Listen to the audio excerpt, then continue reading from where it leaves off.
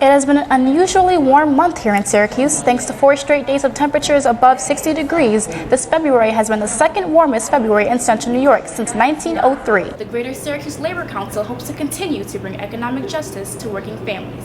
Candace Higgins, NCC News. The FBI has joined the investigation to determine whether the latest vandalism at a Jewish cemetery was a hate crime. On Saturday, about 100 headstones were knocked over at Mount Carmel Cemetery in Philadelphia. This is not the first time this has happened. In St. Louis, about 200 headstones were toppled. The FBI has opened a civil rights investigation into the Philadelphia incident. No arrests have been made.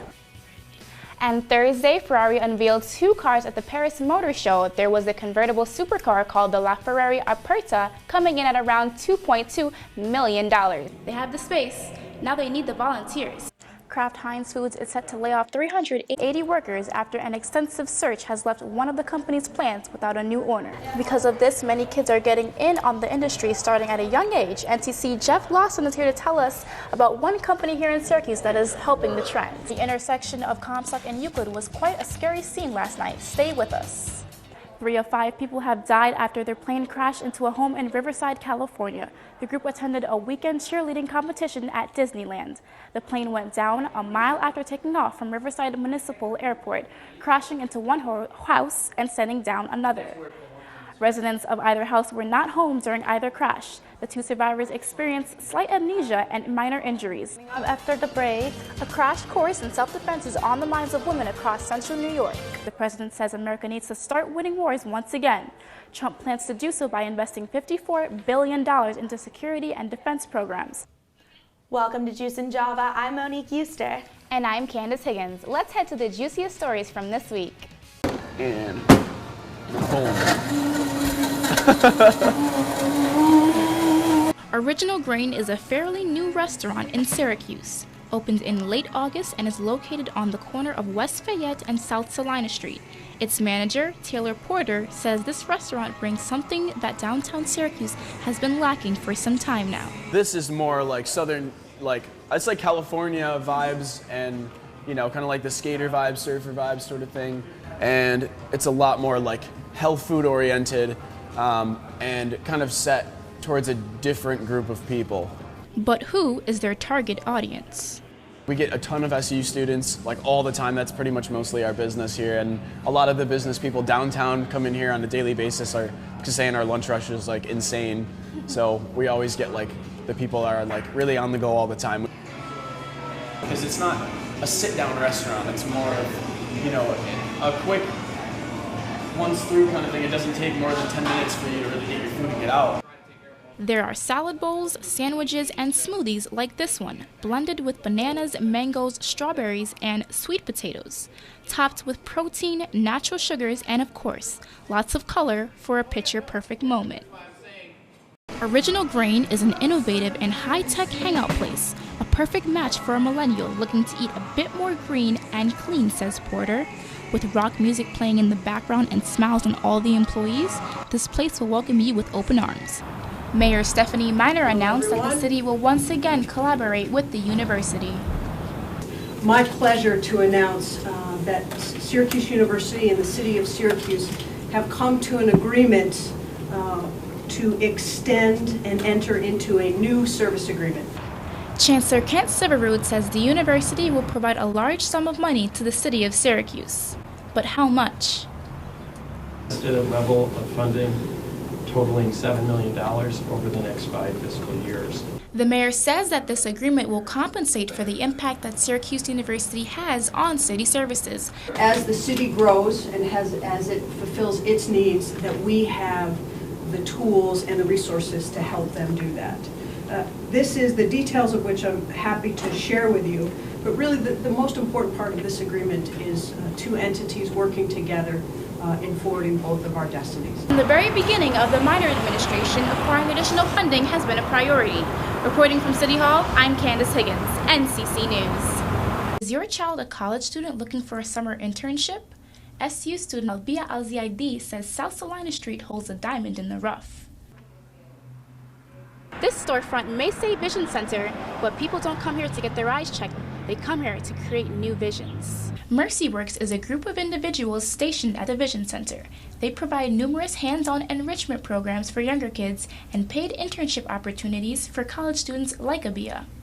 It helped me with my communication, it helped me with my leadership skills, it helped me, to see starting off at nothing with this project and then having this great outcome and seeing how planning made it possible. Hands-on learning is enforced here. From writing business plans to building robots, the students do it all. Program Director Nati Cabrera likes to engage the students in critical thinking by allowing them to find their own answers. That builds their determination to go beyond their current circumstance. Then we succeed. Mercy Works is a symbol for renovation. Despite some of the difficult backgrounds that the students have come from, they believe they can help remold their futures. They have the space, now they need the volunteers. Not understanding the difference between public parking and parking on private property can lead you to one expensive parking fine. A parking booth attendant named David Lonenberg for the Key Bank in downtown Syracuse says some try to get over on the system. Some people choose to ignore that and take the chance to go ahead and park and ignore the signs, ignore payment. So that usually takes place after the lot is closed down. People just take their chances. Due to the rise of booted cars, City Hall has gotten involved. Councilman Stephen Thompson says there has been an upset among citizens regarding the bootment of their cars by parking in what they assumed were public lots. But the owners of these spaces do in fact have the right to tow any vehicle parked in their lot. It came to our attention, the city's attention first, and the city asked, along with the chief of police, the police department, asked the council to put some ordinance together relative to this booting policy. Because what they were being told is that individuals were heading out to, they were up in the university area and they would park their vehicle and they'd go across the street and they'd come back and there'd be this boot on it, and they were charged $150. The Common Council has decided to put this matter in the hands of another sector, the Department of Law. It may only be March, but to get your summer body ready, you might want to think about starting now. Are you looking for an alternative to working out in the gym? How about trying yoga? Yoga with Dara.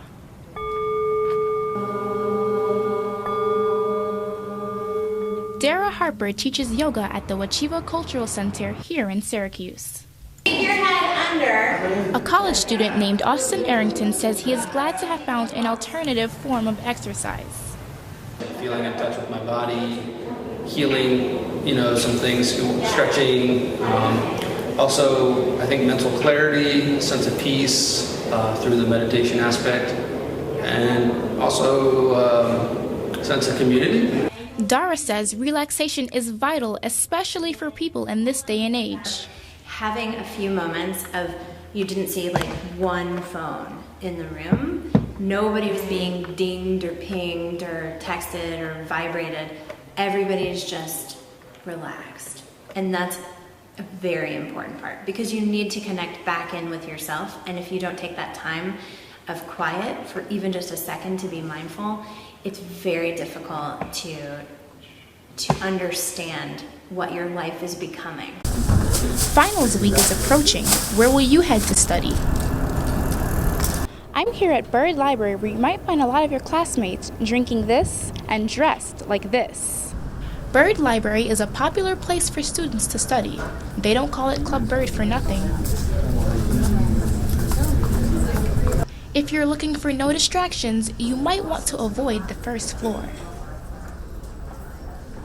But the library isn't the only place to get some work done. Some of your colleagues have some alternate recommendations. So, finals week is approaching, so what is your favorite place to study? I personally like studying at the Shine Underground Computer Lab. Why there? It's kind of quiet and peaceful, so I can focus. And my cell phone doesn't work there, so it keeps me off distraction, I guess. So, where is your favorite place to study on campus? Definitely Bird or Panache Lounge. Okay. Why those two places? I like being around people, but they're still quiet enough that you can concentrate. you're not like secluded and all by yourself. So I like just being around people, not necessarily talking to them, but just like being near them. What are your favorite places on campus to study? To study, the Kimmel computer cluster, like right under Kimmel. It's usually like quiet if you get one of those rooms. If that's crowded, then I guess you gotta hit a bird. And that's basically it.